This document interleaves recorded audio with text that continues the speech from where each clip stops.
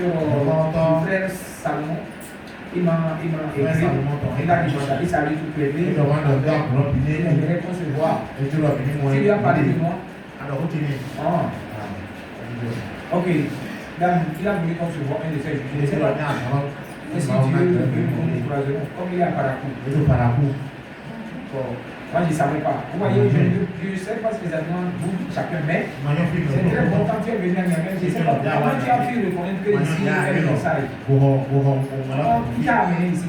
C'était le temps de la guerre, quand Covid, depuis le temps de Covid, hein, ici. Parce que je m'en souviens que tu voulais moi. Bon, c'est bien. Que Dieu bénisse. C'est comme ça, il ne faut pas laisser cacher. Quand tu es un enfant de Dieu, c'est ça. C'est ça que tu dois faire, c'est ça que tu fais. On ne laisse pas cacher. Tu cherches là où se trouvent les exemples. Et tu vas. Il y a des gens qui vont dans les démos, qui me cherchent. Regarde, moi j'ai testé beaucoup. Hein. Je vous dis, frère, j'ai testé. Et je regarde seulement. Quelquefois, vous devez garder vos observations. Vous savez, quand le frère Herman venait ici, son pasteur s'inquiétait. Parce que le frère dit qu'il veut un endroit où il peut aller pour qu'il soit fortifié. Alors, le pasteur là, il est au Congo, mais il a un ami. Il a un ami à Gabon. Il a un ami au Gabon.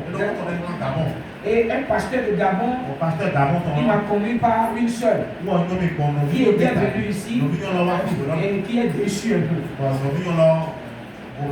Elle est déçue. Elle est retournée, elle est sortie du message. Parce qu'elle me dit, non, je vais garder ça. Mais elle est déçue. Elle est partie. Bon, c'est fini. Ça fait presque 2 ans, 3 ans. Alors, finalement, le pasteur m'a appelé. Il y a un pasteur du Gabon qui a donné son adresse, qui son fidèle vient à l'église ici. Il a entendu que bon, c'est bon ici. Dans un pays musulman.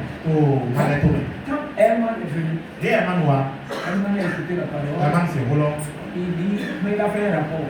Le pasteur voulait me voir quand je suis parti. On s'est vu. Mais c'est pourquoi quelques 10 minutes. Il disait m'appeler encore. Et je fais seulement pour lui. Passer une semaine, un mois. Je ne sais pas si tout cela sera possible. Si tout le monde veut, vous savez, nous avons des dons particuliers. Les gens qui sont ici, ils ne voient rien. Frère, vous ne voyez rien. Non. Oui, vous ne verrez rien. Mais il suffit simplement que les gens d'ailleurs pour être bénis. Donc, c'est comme ça. Même ça a aidé. Donc, finalement, j'ai compris que la soeur là avait passé ici pour que le frère Herman puisse venir ici. Sinon, Herman, il ne sait pas où il allait. Amen. Très bien. Vous savez, nous avons beaucoup d'églises. À peu près 4 ou 5 églises. Ici à Niamey, je ne sais pas. Chacun a certaines choses qu'il ne peut pas. Amen. Mais vous devez aimer tout le monde. Et sachez bien qui vous adorez.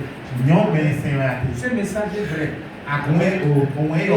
C'est dans seulement ce message que vous allez recevoir le vêtement pour rencontrer Jésus.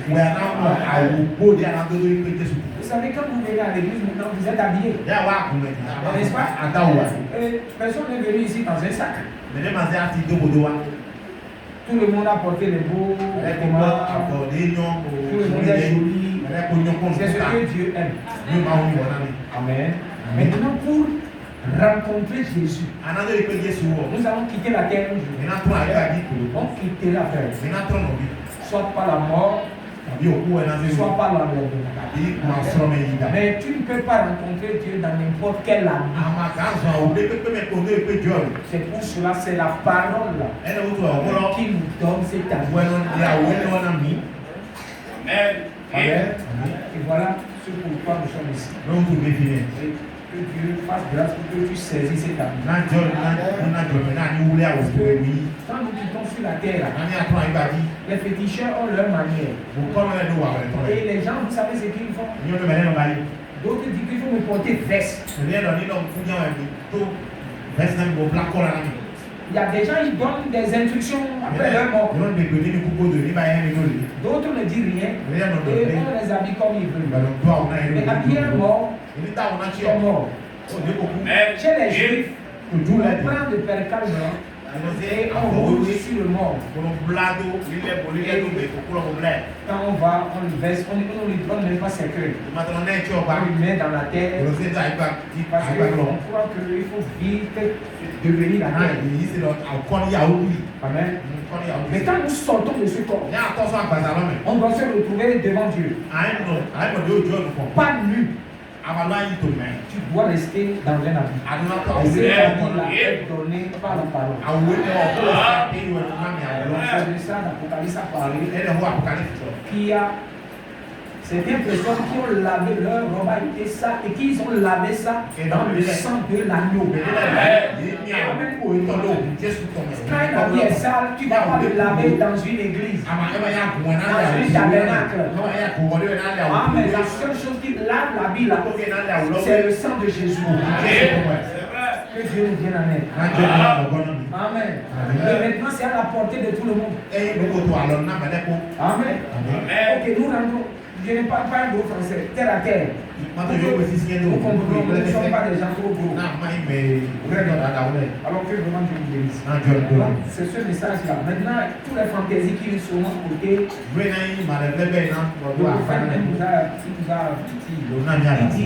il dit des nouvelles choses viendront de partout. Mais restez avec cette parole. Si nous gardons cet avertissement et que Dieu nous dirige vers une bonne assemblée ou un bon pasteur, quelqu'un peut nous diriger vers la parole. Amen. C'est ça, c'est ce dont nous avons besoin. Amen.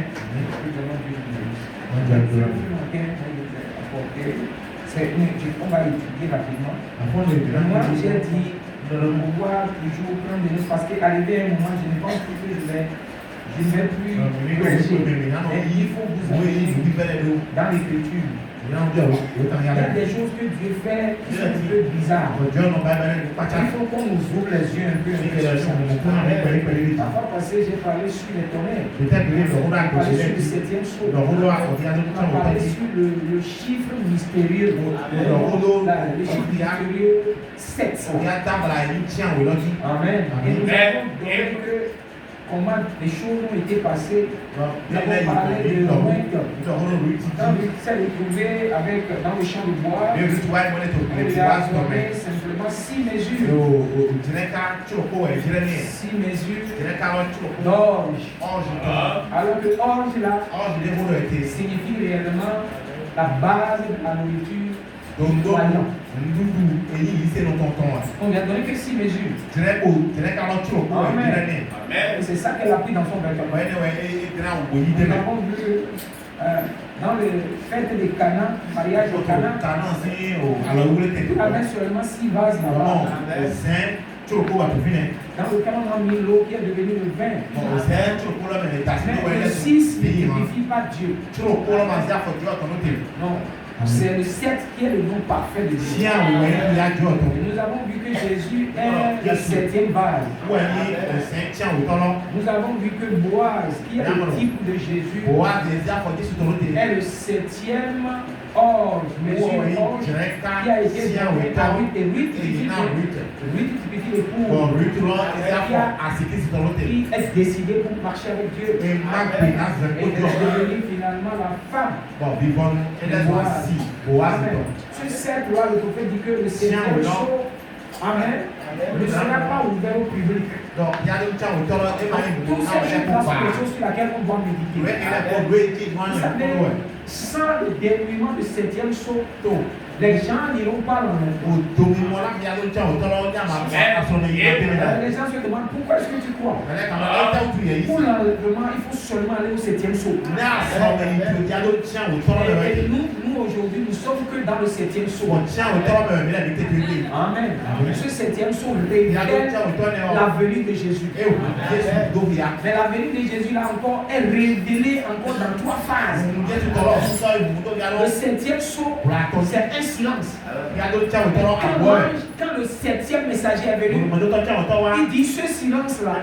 Maintenant, il a brisé ce silence. 3 phases. Amen. Il a parlé exactement des 3e poules. Il a parlé des 7 tonnerres. Amen. Et il a parlé de quelque chose qui lui a été donné dans une langue inconnue qu'il n'a pas pu saisir. Amen. Mais il sait que cela détient, cela réserve exactement la seconde, la minute que Jésus apparaît. La puissance de Jésus, la parole de Jésus, tout cela doit revenir au milieu de nous. C'est ça le message. Frère, si la puissance ne vient pas, si la vie ne vient pas, alors nous ne pouvons pas aller à l'envers. Parce qu'il faut que la vie qui était restée au début revienne. C'est pourquoi le messager a reçu comme mission. Qu'est-ce qu'il a dit? Prépare, tu prépares, ton message préparera ma seconde venue. Amen. Ça c'est ça. Et les cœurs des pères seront retournés aux enfants. Et il faut la révélation de tel tonnerre afin que les cœurs soient réellement toutes les choses ont été données. Mais quand nous parlons de ces choses, ceux qui ne lisent pas la Bible ne peuvent pas les pentecôtistes. Il y a certaines choses que les gens ils peuvent lire, ils lisent, premier son jusqu'au 6e son. Il y a des symboles que vous pouvez voir. Et le 7e, il n'y a rien. C'est là où les spéculations vont commencer. Mais Dieu révèle ces choses à son prophète. Nous avons un prophète. Dans ce temps, c'est Malachie 4. Et vous savez ce que Jésus a dit? Vous qui lisez, qui méditez la parole. Quand on a posé question à Jésus sur Jean-Baptiste, il dit qu'est-ce que vous allez voir? Et Jésus les a dit, il est plus qu'un prophète. Les gens disent tellement des bébés aujourd'hui, des pentecôtistes, bébés, des croyants, bébés qui ne lisent pas la Bible, et quand vous les parlez un peu, ils sont confus. C'est pourquoi le prophète Dieu lui a dit, tu ne peux pas enseigner les gens aux bébés pentecôtistes. Puisqu'il a parlé du premier poule des petits oiseaux, deuxième poule, les grands oiseaux comme des pigeons. Il dit le troisième, ce sont les anges qui sont arrivés. Et dans les anges, il y a un 7e ange à sa droite. Et ce 7e ange-là, il tenait le 7e sceau. Cela, il doit aller à l'ouest pour aller pour recevoir l'interprétation. Vous savez, il y a des choses. Vous savez, quand on fait un mariage, il y a ceux qui accompagnent les mariés. Est-ce que vous savez ça? On met les enfants, on met tout ça, c'est ça qu'on appelle accompagnateurs. Mais ces gens-là, s'ils sont que toujours des choses pour augmenter, mais si on parle de mariés, c'est 2 personnes seulement, la femme et l'homme, n'est-ce pas? Amen. Parce que quand Dieu veut faire certaines choses, il fait des bases. Il fait des bases, il pose des choses. Et Dieu, il fait bien pour que ces enfants arrivent à la vraie connaissance. Si aujourd'hui je peux lire la Bible, j'ai fait CP1, j'ai augmenté CP2, jusqu'à augmenter jusqu'à du CM2.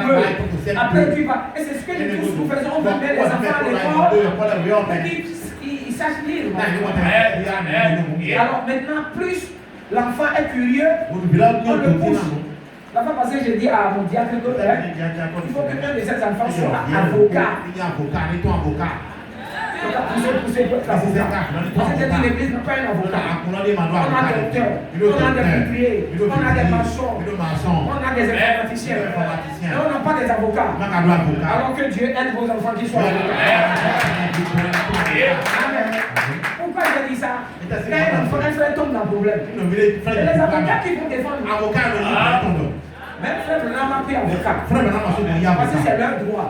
Si un frère malade, il va voir les soeurs qui sont infirmières, tout ça. Docteur, tout ça. N'est-ce pas? C'est normal. C'est très bien. Ce que eux ne peuvent pas faire maintenant, on prie pour ça. Et nous voyons la même chose. Vous savez, frère, comment vous allez savoir que Dieu là, il répond? C'est quand tu es confronté à un problème que les gens ne peuvent pas régler. Que les docteurs ne peuvent pas. Alors, il faut confronter Dieu.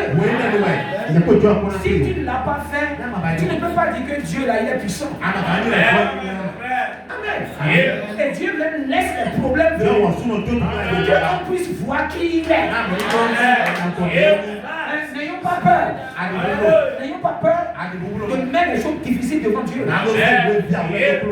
Rien n'est difficile à Dieu. Et c'est partant de là que vous allez voir la puissance de Dieu.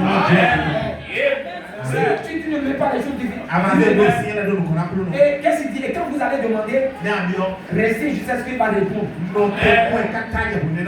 Ce n'est pas ton problème, ça ne serait pas l'affaire de l'église et Dieu. Non. Ton problème sera l'affaire et Dieu. La manière dont toi-même tu vas faire. Donc aujourd'hui, les cérémonies ont pris la place de la puissance de Dieu. Vous savez, Dieu n'a pas changé. C'est nous qui changeons. Notre comportement. On ne croit plus comme avant. Avant, les gens marchent seulement et Dieu n'est pas. Les gens viennent à l'église, ils s'assoient, Dieu n'est pas. Et il va te dire que Dieu m'a dit ça. Et ce qu'il a dit là, ça va arriver. Pourquoi Dieu ne peut plus faire ça maintenant? Pourquoi? Pourquoi Dieu ne peut plus faire ça? Ce n'est pas que Dieu ne peut plus faire ça. Vous savez, le soleil est là. Mais dès qu'il va y avoir une grande nuage, ça peut couvrir le soleil. Ça ne veut pas dire que le soleil n'est pas là. Alors si le nuage dissipe là, le soleil va aller. C'est la même chose avec Dieu. La puissance de Dieu, la force de Dieu, c'est toujours là. Mais le nuage de l'incrédulité, de la peur, des soucis, que Dieu a la puissance, il n'arrive pas à pouvoir faire son travail. Si nous pouvons dégager le nuage, nous retrouvons la force de Dieu. Alors Dieu a envoyé Malachika, le 7e messager, pour faire dégager le nuage. Simplement. C'est ça, frère. Si nous sommes tous ici, il y a un vrai problème. Et que personne parmi nous ne bouge. Et que tout le monde dit quelque chose. Et que tout le monde le fait. Et que nous commençons à regarder à Dieu. À prier ici. 2 jours, 3 jours. Dieu vous allez partir à jour. Dieu n'a pas changé. C'est nous. C'est pour cela que le message est venu pour dégager tout ce qui est bien. C'est ça qui est difficile. Tu vas dire à quelqu'un, laisse ton travail. Les frères avant laissent leur travail. Ils laissent leur commerce. Ils viennent se couper un endroit. Et ils disent quoi? Nous attendons Dieu. Pendant 10 jours, ils ont coupé tout. Et Dieu est venu. Et quand Dieu est venu, vous savez comment il a fait? Pour montrer que chacun a sa part. Le feu, la colonne du feu, est divisée. Vous dites que chacun vous recevez votre part. Alors ce matin, tu peux recevoir ta part. C'est ça, frère. Il n'a pas changé. C'est nous qui changeons. Si vous restez dans la parole, vous la parole. Le Saint-Esprit est ici. Il n'y a pas ce que Dieu ne peut pas faire. Il dit tout ce que vous demandez. Il dit tout ce que vous demandez au Père. Je le ferai. Mais il y a des conditions. Il faut remplir les conditions. Se consacrer, s'abandonner, regarder à Dieu, perdre le temps pour Dieu, et trouver la solution. Amen. Mais maintenant on est trop pris. Voilà le problème. Et nous devons prier Dieu de susciter des gens. Et quand il y a quelqu'un qui veut se réserver pour Dieu, sinon frère, Dieu, là où vous êtes assis, là, Dieu va vous parler. Il parle. Si toi tu es bouché, celui qui est à côté, Dieu va lui parler. Il dit à cette frère-là, dit à ce frère-là, il veut aller voir un ami qui n'aille pas. Le prophète a dit les choses qui ne sont pas écrites dans la Bible, qui vont arriver sur nous. Dieu n'envoie pas la prophétie. Il n'envoie pas les visions. Parce que Dieu doit nous avertir. Regardez, Dieu a dit que vous n'allez pas aller consulter un charlatan. Regardez Dieu. Il dit vous n'allez pas consulter un charlatan. Les gens qui appellent les morts, vous n'allez pas les consulter. Vous êtes d'accord? Parce que si vous faites ça, vous souillez votre âme. Dieu n'aime pas ça. Très bien. Maintenant, et voilà le peuple de Dieu a le problème. Il ne peut pas aller voir les charlatans. Vous êtes d'accord? Il ne peut pas aller voir les gens là à côté. Alors il va faire comment? Il va faire comment? Mais il faut que Dieu ouvre les chemins. Et Dieu ne ferme pas toutes les portes. Si quelqu'un ne peut pas avoir vision, quelqu'un peut faire un songe. Si quelqu'un ne peut pas faire un songe, Dieu peut donner une vision. Si quelqu'un ne peut pas faire vision, Dieu va parler à quelqu'un dans son assemblée. Et c'est parce que frère, nous ne voulons pas. On n'est pas prêt pour perdre notre temps. Alors accuse toi-même. Regardez les gens. Au temps de Jésus, Jésus prêchait la parole. Et les gens étaient là 3 jours, 3 nuits. Oui, comment là? Et les gens, ils n'ont pas envie de dire hey, ma nourriture. 3 jours, 3 nuits. Est-ce que vous savez ça? 3 jours, 3 nuits. Et à la suite de ça, quand maintenant la parole a fini, quelle est cette parole? Quand les gens sont sortis, les gens commencent à tomber. Parce que la force dans le physique les a manqués. Et Jésus a regardé. Il a dit les disciples, il a dit, vous voyez, donnez-les à manger. Amen. Qu'ils ont la force. Et Pierre a dit, Seigneur, avec tous ces gens-là, 5 000 personnes là, comment nous pouvons les donner à manger? Il y a un petit ici que j'ai vu avec 5 pains et 2 poissons. Les miracles arrivent. Si vous pouvez perdre votre temps. Les gens disent, tu viens seulement, tu cours de tes affaires, tu dis, hey Seigneur, je vais rencontrer le directeur, on va commencer d'affaires. Tu cours, tu viens. Dieu est ton jouet. Dieu là, il est ton jouet. Tu peux le commander. Quelqu'un dit, Seigneur, je vais régler ceci, parce que ça marche. Tu n'as pas dû perdre le temps. Tu n'as rien fait avec Dieu. Et tu viens seulement dire, Seigneur. Amen. Après avoir fait les 3 jours, les 3 nuits, les apôtres disent, Seigneur, on va faire comment? Jésus dit, partagez-les.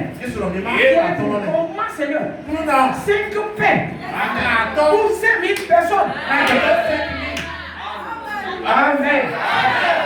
Souvent nous oublions ce que Jésus est. Dans les temps difficiles, on oublie ce que Jésus est. Frère, nous venons même à l'église là. Si le pasteur ne finit pas avant, on sort. Parce que toi, tu connais tout Dieu. Dieu lui t'a laissé toute la semaine. Tu as fait tes affaires. Tu as fait tout ce que tu veux. Tu es en train de régler, tu peux le laisser tomber et que tu casses le pied. Tu marches sur la voie. Une voiture peut venir te cogner. C'est-à-dire, Dieu là, il a tellement fait des choses. Et l'être humain ne veut pas lui donner son temps. Et alors Jésus a dit, donne-moi le pain. Il a pris le pain, il a prié. Il dit, partage-les.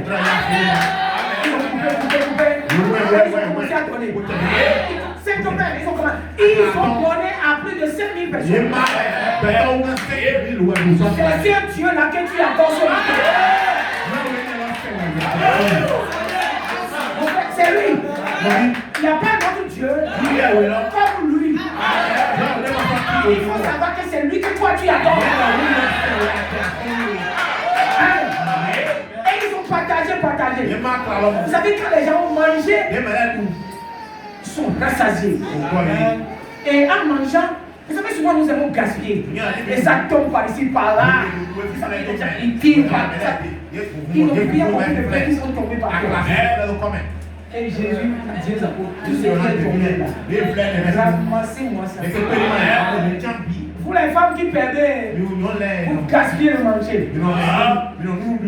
Jésus n'aime pas le gaspillage. Vous comprenez? Il ne gaspille pas, même je parle des hommes. On gaspille l'argent. Tu fais des choses que tu ne dois pas faire avec l'argent. On gaspille. Jésus, tout l'argent qu'il vous a donné, il demandera des comptes. Oui, frère. Il demandera des comptes. Parce que d'autres argent, on va faire des bonnes choses. Jésus dit, ils ont ramassé tout. Et ils ont trouvé 7 paniers. Amen. 5 pains. Le même Jésus a fait la même chose sur nous. Avant Jésus, il y avait Élie qui avait fait ça. Alors frère, même si c'est difficile n'importe comment, faites-lui confiance. Il y a quelque chose. Mais qui dit, oh vraiment, je ne peux pas perdre mon temps. Je ne peux pas rester trop longtemps. Je ne peux pas. Mais comment Dieu peut faire des miracles? Soyons justes. Mes frères, c'est ça la chose. Alors quand tu dis, regardez, quand tu peux dire à Dieu, Seigneur, j'ai perdu mes clients à cause de toi. Maintenant, fais-moi trouver travail. Et Dieu va agir. Amen. Nous allons simplement rester attachés à lui. Redressons-nous. Et Jésus n'est pas changé. Je vais lire le passage et je vous donner quelque chose. On va semer parce que beaucoup ne savent même pas ce que ces choses-là sont là. Quand on lit la Bible, là, c'est une forêt. Si tu ne sais pas faire, tu te perds dans tu meurs. Mais si tu sais comment sortir, tu vas t'en sortir. Alors on va lire la parole rapidement. Amen.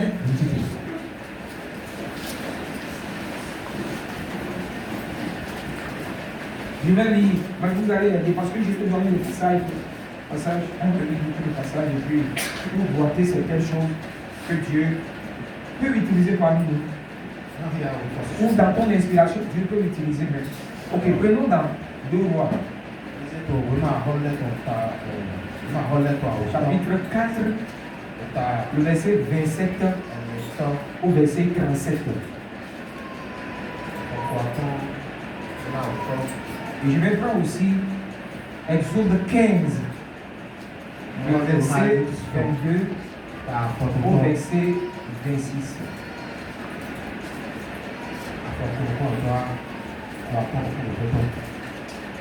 Bon.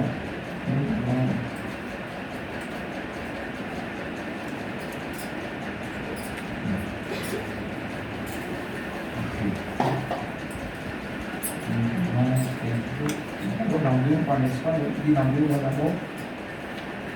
2 Rois 4. Nous allons prier. Seigneur Dieu bien-aimé,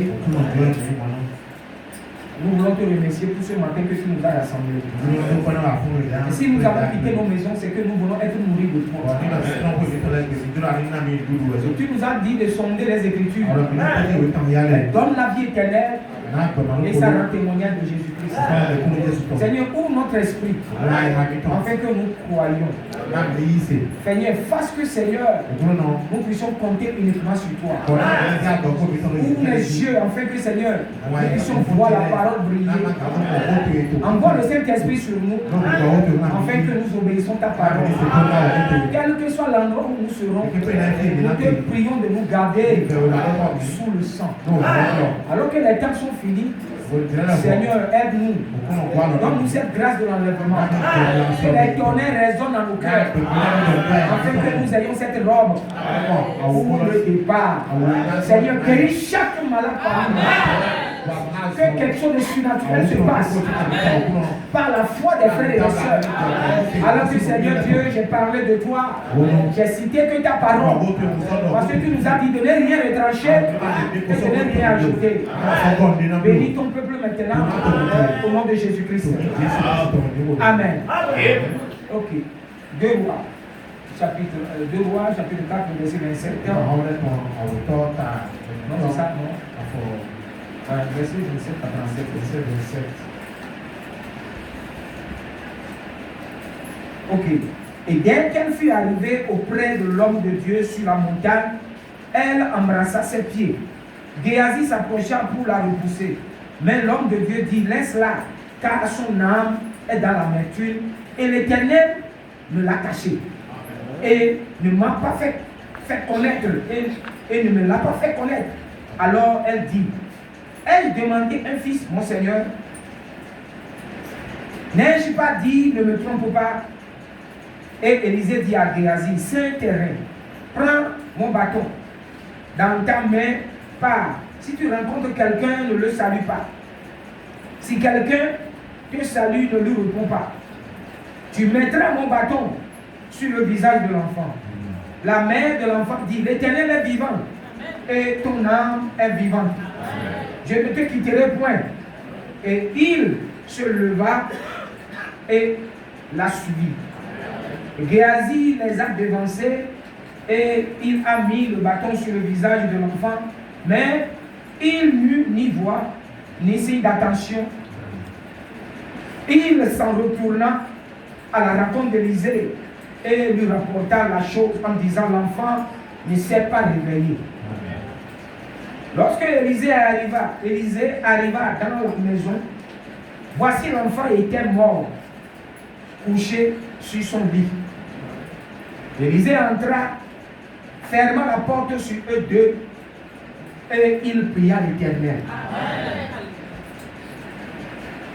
Il monta, se coucha sur l'enfant. Il met sa bouche sur la bouche, sur sa bouche, ses yeux sur ses yeux, ses mains sur ses mains.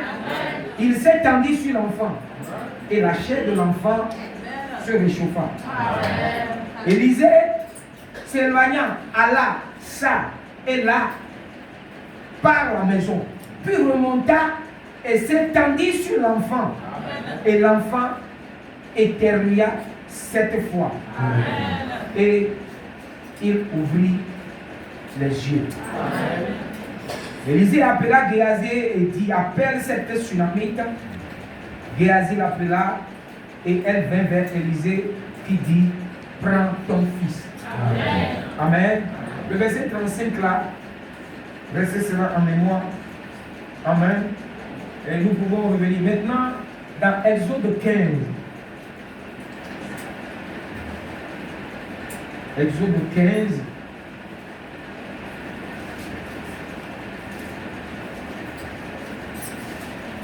À partir du verset 22-26. Moïse fit partir l'Israël de la mer Rouge.